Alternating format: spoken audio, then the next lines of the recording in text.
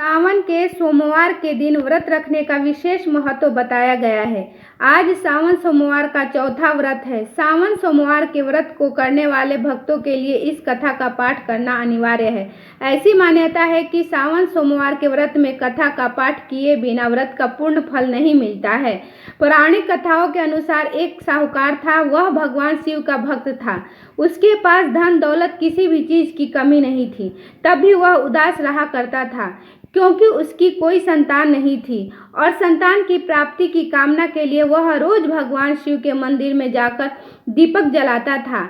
साहूकार के भक्ति भाव को देखकर एक दिन माता पार्वती ने भोलेनाथ से कहा कि प्रभु, यह आपका भक्त है, इसके सभी कष्टों को अवश्य दूर करना चाहिए। शिव जी बोले कि हे देवी, इस साहूकार की कोई संतान नहीं है, यही इसके दुखों का कारण है। माता पार्वती ने कहा, हे ईश्वर, कृपा करके इसे पुत्र का वरदान दीजिए। तब भोलेनाथ ने कहा कि हे पार्वती, इस साहूकार के भाग्य में संतान का योग्य नहीं है। अगर इसे पुत्र प्राप्ति का वरदान मिल भी गया तो वह केवल 12 वर्षों तक ही जीवित रहेगा। इसके बाद भी माता पार्वती नहीं मानी और बोली, प्रभु, आपको इस साहूकार को पुत्र का वरदान देना ही होगा, वरना भक्त क्यों आपकी सेवा पूजा करेंगे। माता के बार बार कहने से भोलेनाथ ने साहूकार को पुत्र का वरदान दिया, लेकिन यह भी कहा कि हे पुत्र केवल 12 वर्षों तक ही जीवित रहेगा। साहूकार ये सब बातें सुन रहा था। ये सुनने के बाद वह पहले की ही तरह भोलेनाथ की पूजा अर्चना करता रहा। वरदान के प्रभाव से 9वें महीने में साहूकार को पुत्र की प्राप्ति हुई। परिवार में खूब खुशियां मनाई गई, लेकिन साहूकार पहले की तरह ही उदास रहा और पुत्र की कम आयु का जिक्र उसने किसी से भी नहीं किया। जब पुत्र 11 वर्ष का हुआ तो एक दिन साहूकार की पत्नी ने पुत्र के विवाह के लिए कहा। तब साहूकार ने कहा कि पुत्र अभी पढ़ने के लिए काशी जी जाएगा। इसके बाद उसने पुत्र के मामा को बुलाया और कहा कि इसे पढ़ने के लिए काशी ले जाओ और रास्ते में जहाँ भी रुकना वहाँ यज्ञ और ब्राह्मणों को भोजन कराते हुए आगे बढ़ना। वे दोनों इसी तरह करते हुए जा रहे थे कि रास्ते में एक राजकुमारी का विवाह हो रहा था। जिससे राजकुमारी का विवाह होना था वह एक आंख से काना था।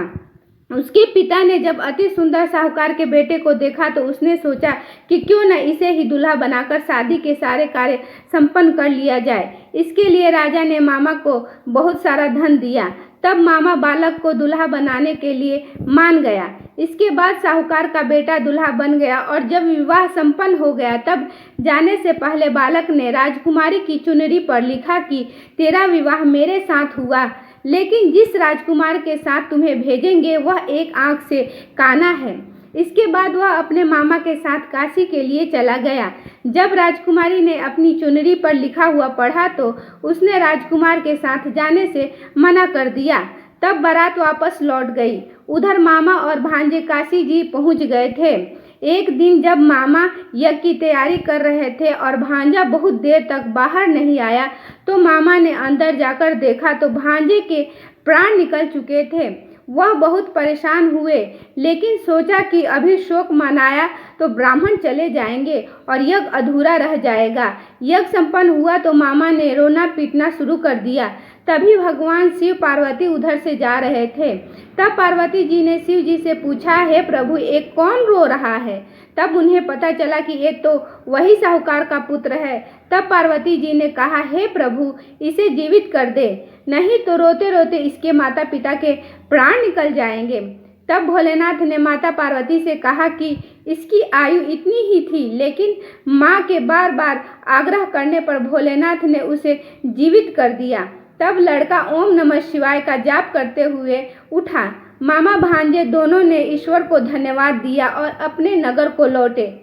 रास्ते में वही नगर पड़ा। वहां राजकुमारी ने उन्हें पहचान लिया। तब राजा ने राजकुमारी को साहूकार के बेटे के साथ बहुत सारा धन देकर विदा किया। उधर साहूकार और उसकी पत्नी छत पर यह प्रण लेकर बैठे थे कि यदि उनका पुत्र सकुशल न लौटा तो वह छत से कूदकर अपने प्राण त्याग देंगे। तभी लड़के के मामा ने आकर साहूकार के बेटे और बहू के आने का समाचार सुनाया, लेकिन वे नहीं माने। तब मामा ने शपथ पूर्वक कहा। तब दोनों को यकीन हो गया और दोनों ने अपने बेटे बहू का स्वागत किया। उसी रात साहूकार को स्वप्न में शिवजी ने दर्शन देकर कहा कि तुम्हारे पूजन से मैं प्रसन्न हुआ, इसलिए तुम्हारे पुत्र को जीवन दान दिया। मान्यता है कि जो भी इस कथा को पढ़ेगा या सुनेगा उसकी समस्त दुख दूर होगी।